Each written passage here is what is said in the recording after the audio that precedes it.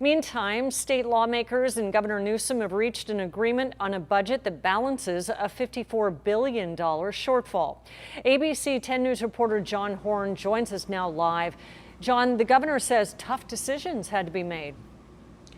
He did, Kimberly, but he, of course, did not want to give too many details at his news conference today because that budget is not yet public. The one thing he did say is that it's balanced, responsible, and protects core services. Now, those would be healthcare, the social safety net, emergency response, education.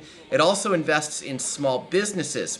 Now, Newsom says the budget is a lot different than the one he envisioned in January when he was projecting a $6 billion surplus. Instead, he and the legislature had to figure out how to close a $54 billion shortfall due to impacts from the coronavirus pandemic. Now, the governor said there would still be challenges ahead and called on the federal government to continue to provide funding to the state. Now, Newsom noted the state has a legal obligation to balance its budget.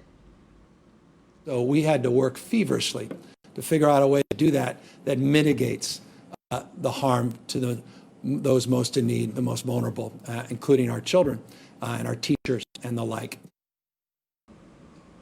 And the governor wouldn't say exactly when the budget would be released. However, we have just heard that there could be a hearing on Wednesday. Now, one of the big questions we have is, what does this mean for schools? Now, the governor says the budget addresses many of the concerns that people have had through his originally proposed cuts to schools. Lawmakers worked with him to address those. I got a chance to ask him about that.